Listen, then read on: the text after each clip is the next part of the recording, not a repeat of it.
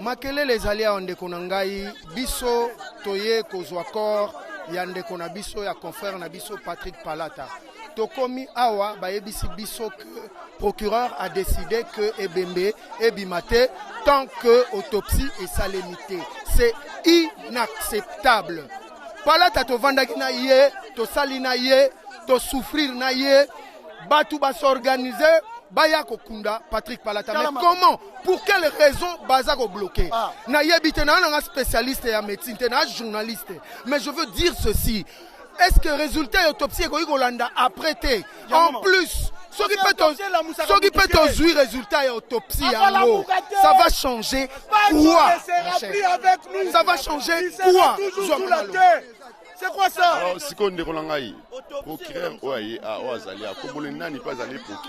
je suis désolé de qu'on a dit procureur, na combo na été. Pour na biso entre ye na biso ba famille et zabande qu'on a biso ba organiser makambu. Bangonne mbaye ko pesa biso information. Nous on le connaît pas. To ebi makambu na été. Famille bazawa ba oti bandulu, bamsu ba oti Congo central. Mais comment se fait-il que ba bloqué? Donc, corps ya Patrick Palata est comme un fonds de commerce. Pour na bango. Merci.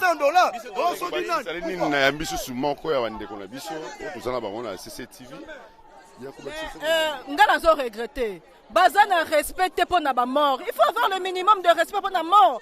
Attention que le résultat autopsie biminante. Botika biso to zoa to kundaye. To longo banda ku to musika to yi awa to yoka procureur ya njili so peni no comprendre tate aboyi que corps ebima. C'est irresponsable. Aboyi attend kiki. Bon, lokola akufela ki non lokola akufela ikuna na njili na flat hotel wana. Procureur ayaki ne basenga que basala autopsie siko so résultat biminante et que basi ba fixer date batu baye ba konzi baye pendant qu'on aurait mémoire ya mutakufi ça normal te bitumba nyongo sila te Patrick babundi si evi mobimba ti mutakufi bitumba zo continuer ka sala te.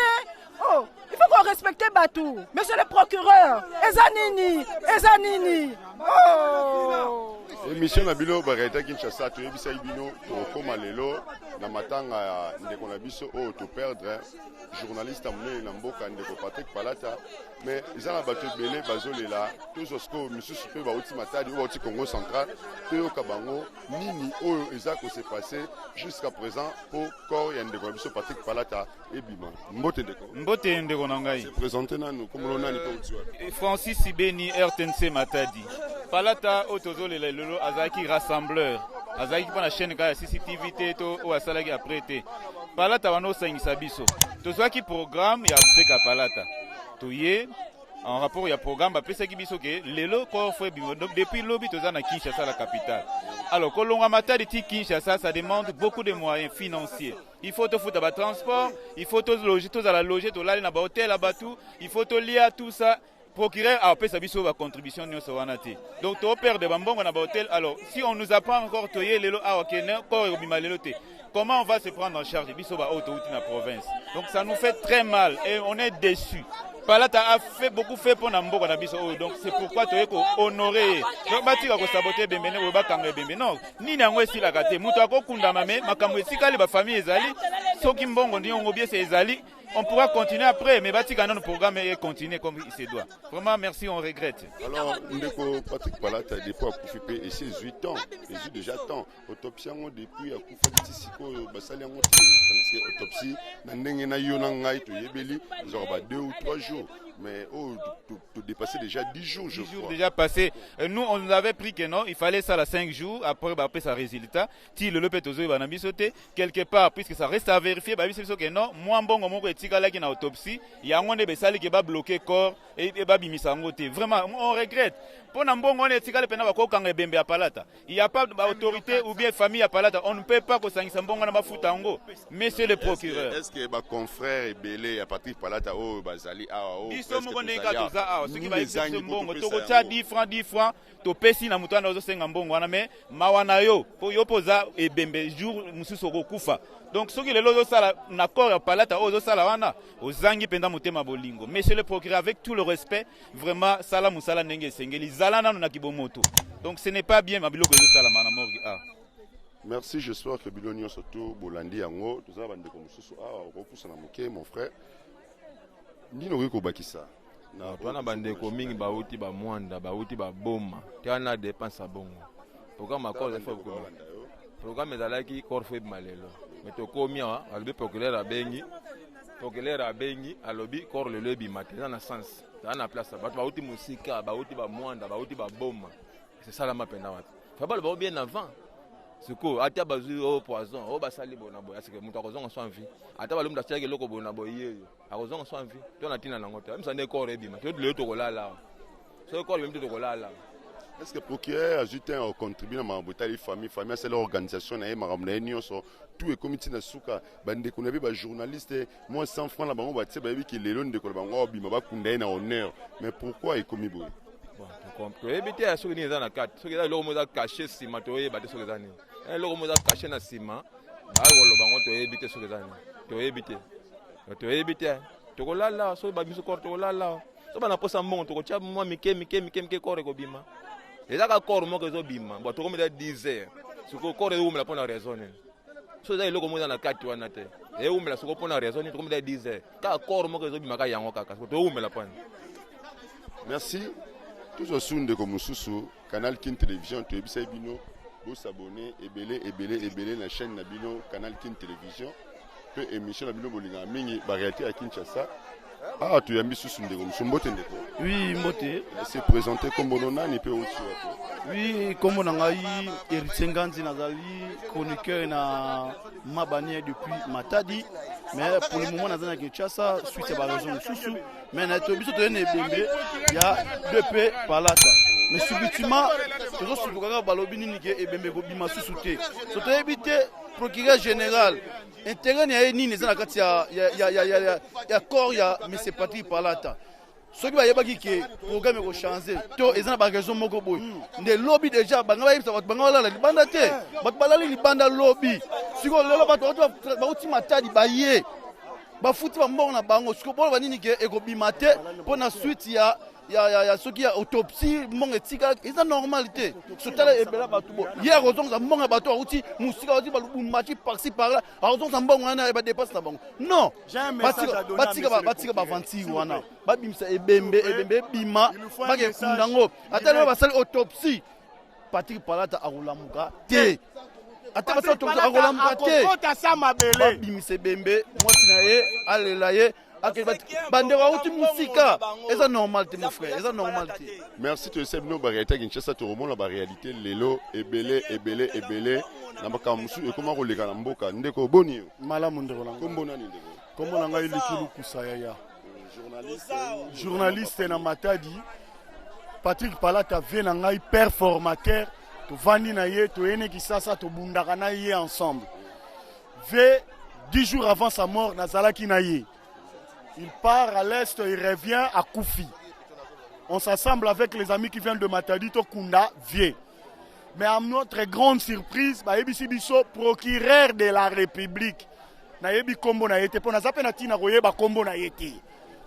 Akangi et Bembe. Je ne sais pas, mais c'est le procureur. Yebisa Biso, de quel droit?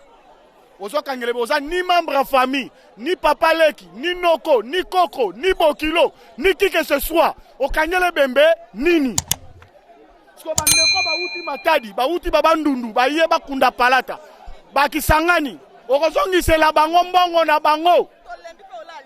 Balembi kola libanda, tozana Atlantis, tozola la libanda. Ya yo intérêt et pas na biso eza nini. Totika bavanti. Vous comprenez? Na vito tika ba vanti et attention au lingo battre la pouvoir na yo ola ki sabatu yo ndo za maître ba maître plein bazali ba batama na ba diplôme d'état na ba graduat ba nini tout ba formation mususu ya mike et attention comme na licence ba tio procureur de la République au kanjo l'équipe batunyo sa Congo na milai vous comprenez bata milai ba lekiye baza ebele mais to chaka na si. Mais c'est comme si quatrième pouvoir na biso eza sous na valeur. Mais bon on a Congo quatrième pouvoir eza na valeur yaya. Est-ce que le Congo, quand on pouvait dans la vallée, hein?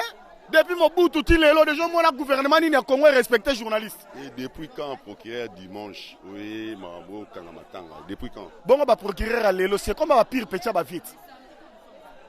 ba nomination na bangwana si ba pire petit ba Fachi ba pire Fachi ba pire petit ba Kabila ba pire petit ba Boye est-ce que ba sala ka test ba zui ba tunio so ba sala droit ba tiata 50 ba sala test pour ba bimisa procureur si ba zoara petit na ngazaki na kikuti ba bengi ya ko vanda wana nomination non mais Congo zamboka nomination zamboka pire petit na ngai yaka sala wana même osobo mamboka etalinga te na za pire petit ne yango sikozo bo makongo tala biloko ko sopana ba konzi na biso ya mboka ba sopana na mabele yango un procureur de la République c'est une personne qui doit s'aimer la paix mais aujourd'hui monsieur le procureur vous avez semé le désordre na morgue ya clinique Ngaliema bato bauti Matadi bauti bakisangani bauti bakikwiti baza mécontent pona comportement na yo mutu moko.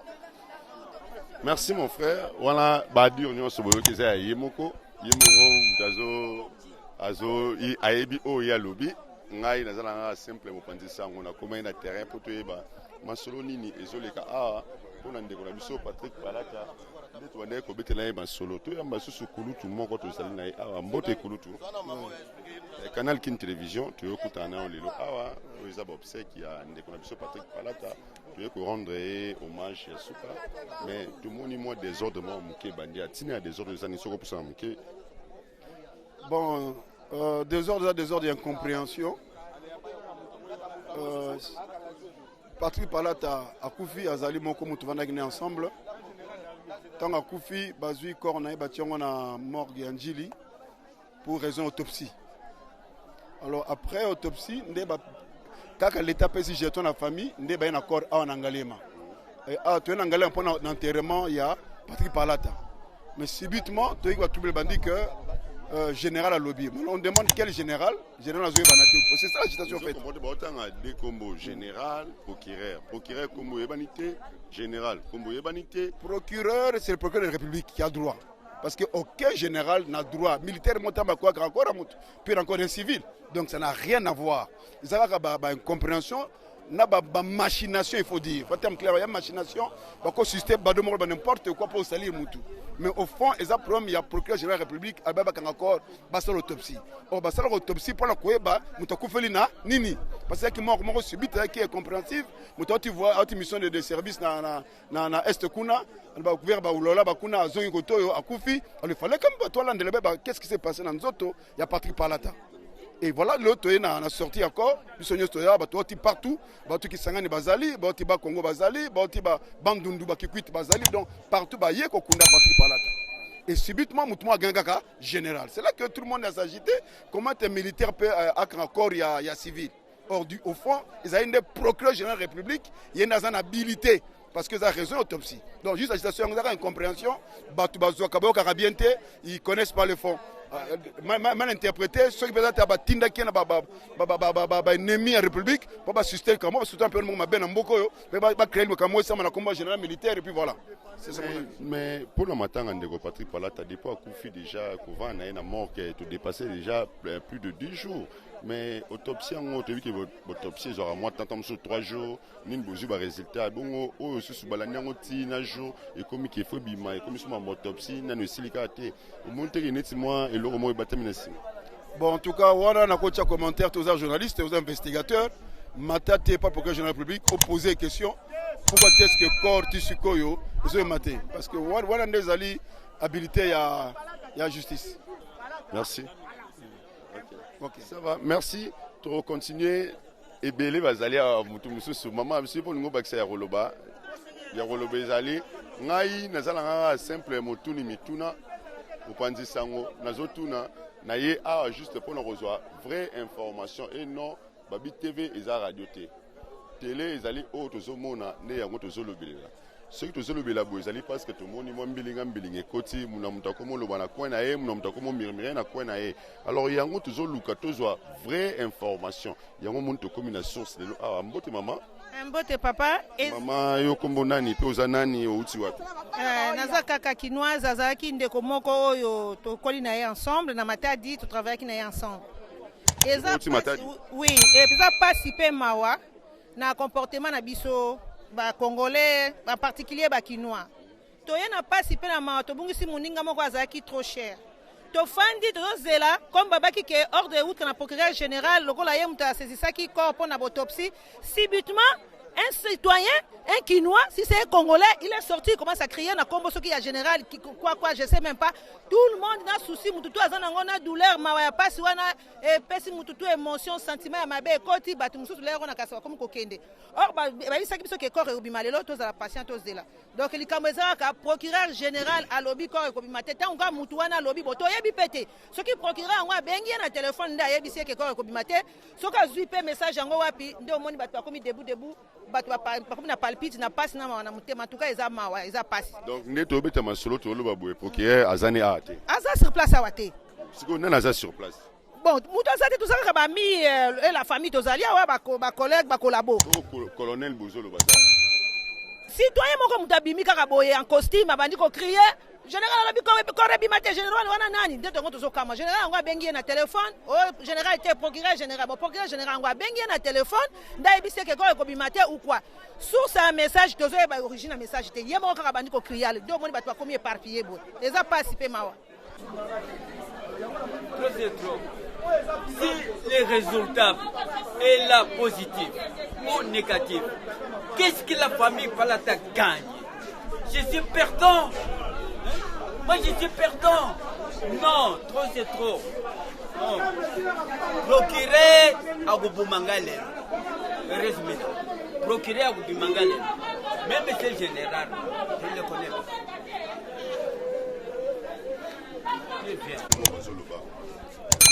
Mais le procureur, c'est lui qui a dit les premiers mots. Il dit non, on ne connaît pas la mort. D'où vient cette mort?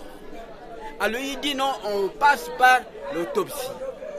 Ensemble avec le général, et le général il dit ok, pas de problème, on fait l'autopsie. Sans même demander l'accord de la famille et surtout moi qui est le papa Palata. Je ne connais rien. Je viens de très loin, qui quitte ici, 500 km. Et les amis viennent de Gongo, 150 km. À peu près plus de 600 km que nous sommes ici. Les autres continuent à venir ici. Et vous me dites non, écoutez, ça ne sort pas aujourd'hui. Même s'il y a des dettes, ils se sont faits. Il n'y a qu'à garder ça. Mais le corps de quelqu'un, ça ne doit pas chômer. Palata, c'est un licencié, c'est un philosophe, c'est un journaliste international. On ne doit pas l'amuser avec lui. Licencié en anglais de l'Afrique du Sud, on ne doit pas m'amuser avec mon fils. Le procureur va me tuer. Je vais dormir. Quel que soit, il y a les autorités. Ils doivent être humains. 15 jours, 30 jours, sans l'accord des parents. Les autorités sont là, ils voient. Non. Qu'on libère le corps de mon fils aujourd'hui. Voilà. Veuve de 4 enfants. D'ici par là. Où est-ce qu'ils vont manger? Depuis que je suis ici, je n'ai jamais vu procureur venir me donner quelque chose. Ni mon accord non plus. Non. Les amis de Palata Patrick qui soient avec moi. Qui soient ensemble avec moi. Le ton de l'Unkwen Ngewa, jamais je ne peux pas t'y accepter. Qui soit à côté de moi. Qu'on enterre Palata aujourd'hui. Plus de 30 jours, depuis les 15 et aujourd'hui les 31, 16 jours. Qu'est-ce que l'enfant fait? Qu'est-ce que l'enfant fait? L'enfant n'a rien fait du mal. Vous l'avez envoyé en mission officielle. Je ne sais pas où, je ne connais pas. Que ça soit à Kolwezi, Lubumbashi, je m'en fous. Il arrive aujourd'hui et l'enfant meurt le soir. Incroyable et impossible qu'on libère l'enfant aujourd'hui. Le procureur m'écoute. Hein? Il est où? Oui. Qui libère le corps aujourd'hui. Lui, c'est un père de famille. Il ne doit pas accepter que son fils ou sa fille meure. On doit les garder plus ou moins 15, 20 jours. Pourquoi? Pourquoi faire? Est-ce qu'il y a un problème? Il n'y a pas un problème là-dedans. Et l'autopsie, soi-disant l'autopsie. La famille n'est au courant de rien. Et je n'avais pas autorisé, s'il vous plaît. Ni mes frères, ni mes enfants n'ont pas autorisé. Pourquoi faire traîner le corps de mon fils? Je sais bien, si on demande de l'argent, qu'il parchante. Et si l'État, le gouvernement a des dettes, pourquoi pas l'individu ne peut y avoir? Non, trop c'est trop. Le gouvernement a des dettes. Pourquoi l'individu n'a pas les dettes? Non, Patrick était d'abord un brillant garçon que j'ai beaucoup admiré. Et comme on dit, il était brillant. Et je crois que lui aussi me considère comme un brillant homme. Donc il se rassemble, s'assemble. On a tissé des liens très importants. Mais ce que j'ai aimé à lui, c'est l'audace. Il est audace. Il est intelligent, audace. Et la preuve que c'est comme dans l'armée. Quand vous commencez par caporal, vous avancez, vous finissez par général. À partir du moment où il était simple journaliste, il a maintenant une chaîne, donc il est DG. Ça signifie qu'il a quand même une vie pleine dans ce métier-là. Et je regrette son départ. Et surtout aux journalistes qui viennent, quels conseils pouvez-vous leur prodiguer en tant que politique? Bon, il avait ses défauts, il avait des qualités, mais je crois que les journalistes doivent trouver en Patrick les qualités qu'il avait. Et je crois que ce soit qu'ils doivent prendre, cultiver ça. Et aussi, ils brilleront comme il a brillé. Et ils réussiront comme il a matériellement quand même réussi. Jusqu'à devenir un DG d'une chaîne, donc c'est déjà beaucoup.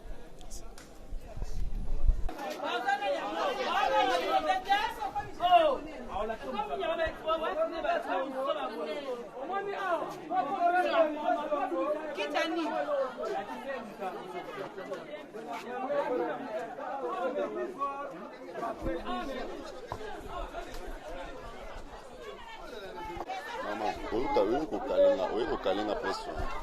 Okalinga vraiment. S'il te plaît, collègue.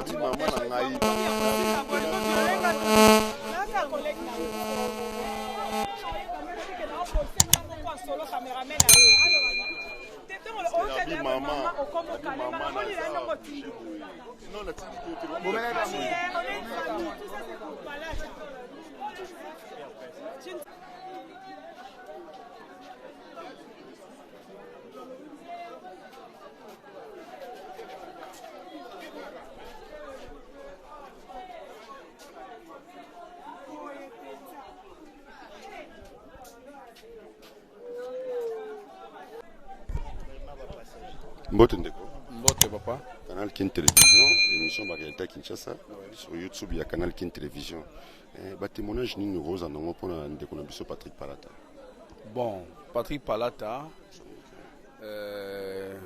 souvenir à Souka na kolo banaza na ngo yaye. To vana quelque part, ezaka place moko azaka loger, biso pe to dans biso to pe mawana. To kutana baninga mususu, on a beaucoup parlé de la politique. Tout solo là vraiment. Donc image à Souka naza nango yangana yangona, mais c'est un gars très bien. C'est un homme qui met beaucoup aux alamala na batu nyonso. Azala ba problème na batute. Kokenda frère d'âge ça passé hein, tiki bana, tiki moisi. Bon. Tolo banini. Tous rappels ba maître ya paiement na bisote. Nzamba a décidé comme il a décidé to pesi ka nzambe le kumu mais eza passé mingi. Message nous repesa na madame na yo atikani na bana. Na yo sa madame na que la Bible dit Dieu est le père des orphelins, les maris des veuves. Atela nzambe. Nzambe oyo a permettre le kambwane koma. Nzambe wana ko s'occuper na ye. Hein? Acha société akanisa ke atika na bana atika na bango yende papa na bango yende mama bango soki ye akoti na ba souci aotika bana wana susu ba ozanga mama ba ozanga papa. Donc na minute azo jouer des rôles, il y a maman na papa, elle doit être forte. Elle doit être forte. To repromettre ye mais muto ya prometa ka bosa na raté akokisa ezaka nzambe. Nzamba zana nzamba sala bien apesa ye makasi apesa ye makoki charge bana tika na bakola bakoma pe batolobi. Merci. Ndeko Pati Keripe, Tozuye Awa, Mbote Ndeko Pati. Mbote. Témoignage nini ya malamu koza nango ya ndeko na yo Patrick Palata au Todiscoper. Bon, témoignage à Liboso na roloba que qui toza na ba journaliste courageux na mboka oyo ngala ko tanga Patrick Palata parce que je me souviens avant l'élection en 2006, même un peu après l'élection en 2006, ndeko Patrick Palata zali parmi bateaux qui avait tenu en haleine quand même médias na biso na Congo à travers des missions ébélées. On se souvient à l'époque bitumba politique entre moi et Jean-Pierre Bemba, na ancien président de la République Joseph Kabila pour l'élection en 2006. Toyebi période wana, toyebi au Patrick Palata sala, courage à zaki dans des missions na ye. Parfois tout ko banga ba kanga ye to pe akufa to pe ni mais aleka ba étape wana nyonso ya vie.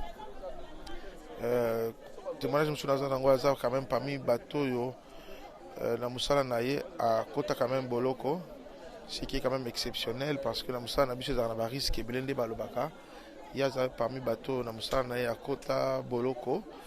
Je me souviens ba kateli moi ndeko 20 ans et ça la capacité donc et puis quelques années après 4 ans après na nga ko bima boloko et puis à continuer qui vient naye.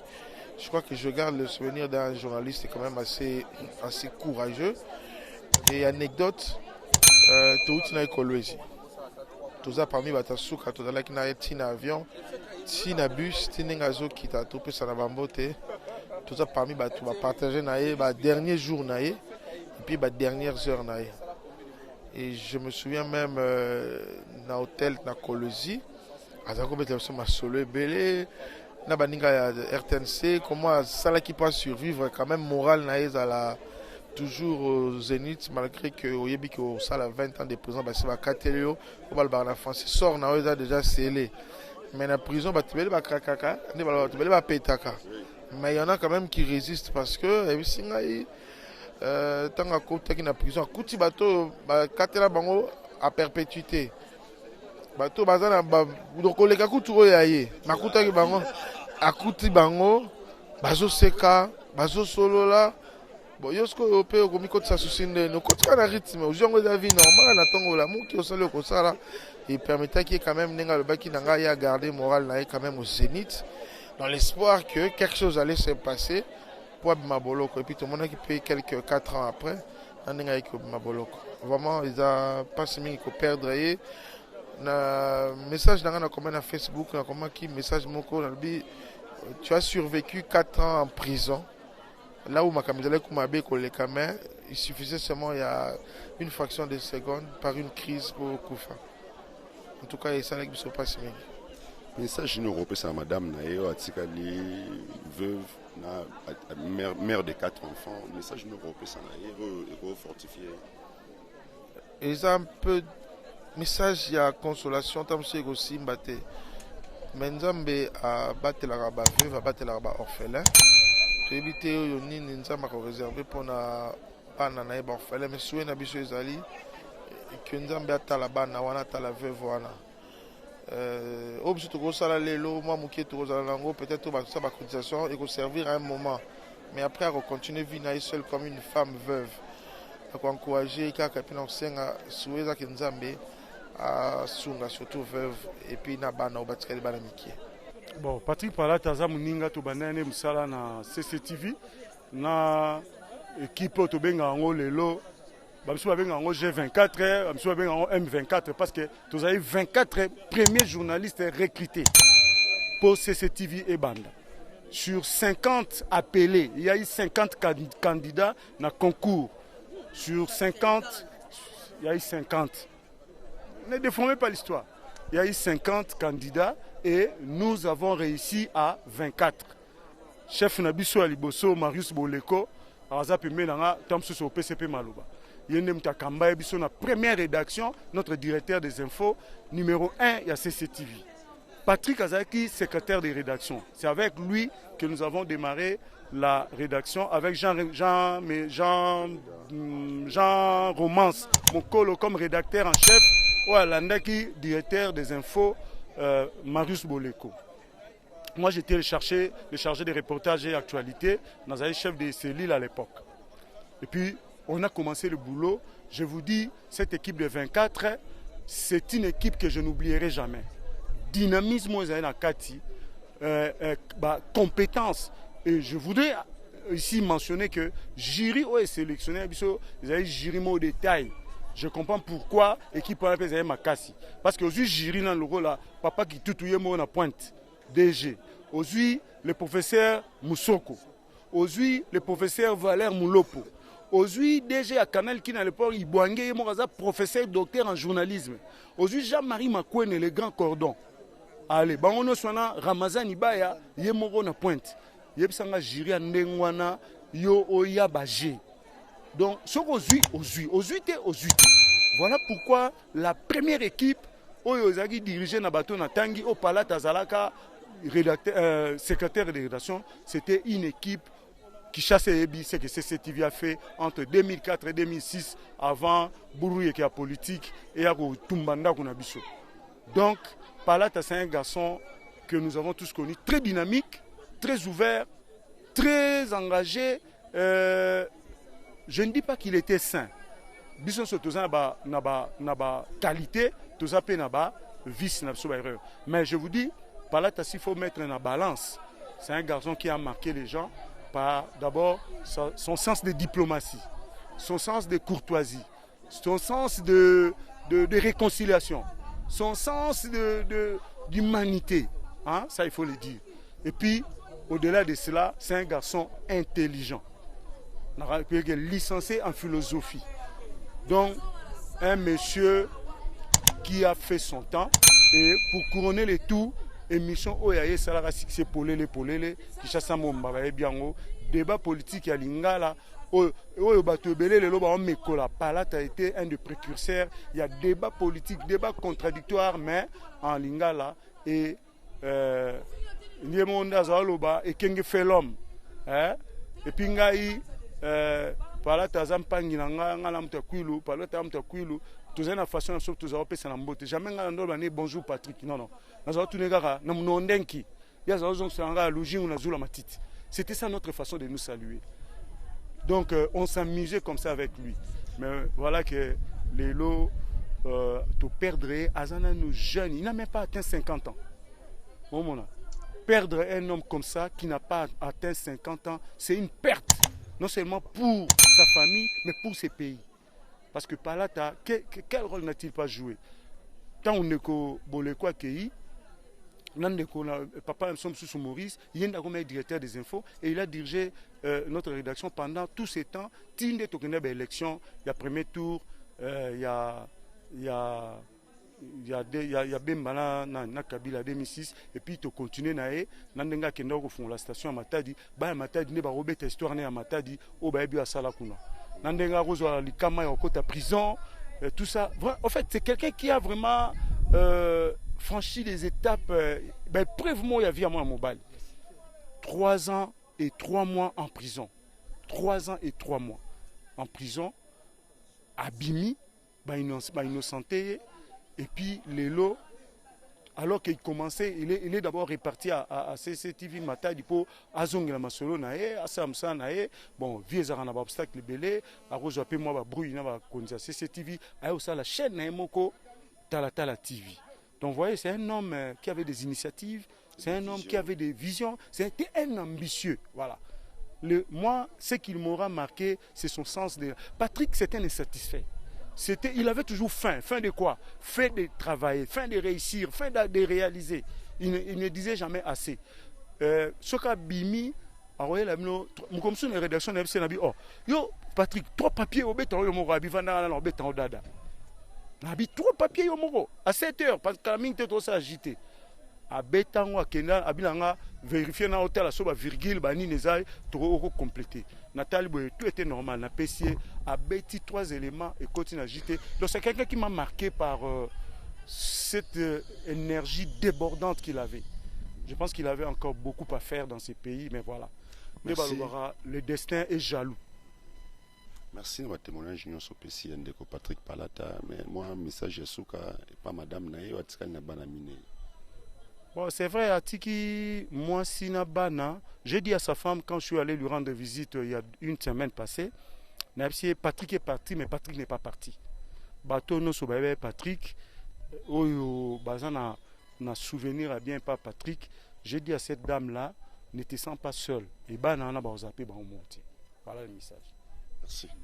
Toi ma premier directeur Boleko oyo babandaki CCTV mbote directeur. Mbote ndeko. Yone muto ko pesa biso ba information mususu ya bien. Parce que nous avons des infos, nous avons parce que nous sommes nous gérer moko na kati ya rédaction na yo. Mais quand peut-être mon histoire qui est de Patrick Palata. Bon, on ça l'effort na loba parce que Patrick en dehors il y a dimension professionnelle et c'était véritablement un petit frère. Et ndingo nginde gaipsio biso bandi lelo bat bakuma ko ya la rédaction ba recommander ainsi de suite yemo ka boti courage na micro. Biso test Salama, Jean-Pierre Bemba lancé chaîne de télévision, Ramazan Ibaya à la pointe, qui était tourné en toi, professeur Moussoko, professeur Moulopo, Ibwanga, Ouazaki déjà à Canal Kim, qui est mon professeur d'université, donc il bimi ça le costaud. Et 24 ce sont des gens qui étaient enthousiastes. Mais pour parler de Patrick Palata, effectivement, c'était mon jeune frère, secrétaire de rédaction. C'est après que je comprendrai que je découvrirai que Azaki est ancien du petit séminaire de Bokoro. Place Bisso le cas quelques années auparavant. Et puis après, tout ça qui tient à couvent et consort tout ça. Mais dans sa travail, c'était un gars engagé. Ce qu'on a bien ça la Likambo, comme ça na Souka. Mais sur le plan strictement, il y a contact. Tant qu'à commis na matad, on a déjà natika ki bango, na comment qui na mission na chaque fois que moi j'allais en mission de service, en tout cas, ndako à Palata, c'est chez moi. Donc, mutu kamsu na resoite, mutakota musangiza Palata. So kai na kisasa wa ndenge moko. Femme nanga ba nanga ba ebiye. Ba ebika que non c'est le petit frère ya papa, Patrick Palata. Et na eloko ala saki wana tata la TV, yemoko ayebi. Zaki chaque fois vient nanga, ce qui mettait problème bon, nambile kitobunda, moket ozui yango et ainsi de suite. Bon, voilà qui a accueilli à la fleur de l'âge. Je crois que Dieu a donné, Dieu a repris. Mais ce qu'on peut retenir, c'est que c'est quelqu'un qui avait de l'énergie et qui avait encore beaucoup pardonné. Mais si ça s'avère que façon est accueilli, les Amawaming, parce que moi je l'ai connu, non seulement comme collaborateur, mais c'est un jeune frère. Mais c'est quoi accueilli, on fait un effort pour se maintenir. Mais c'est quand même dommage que c'est quelqu'un qui a connu beaucoup d'adversité dans bon moyen. Mais on souhaiterait quand même que très rapidement, tous se mettent d'accord pour Patrick, pour qu'il y ait un boboto. Mais sinon, je garde bien de bons souvenirs de lui. C'est un gars qui est allé avec toute son énergie. Mais je crois quand même que les artistes ne meurent jamais. Et si Kazali, après Manaboubou. Merci.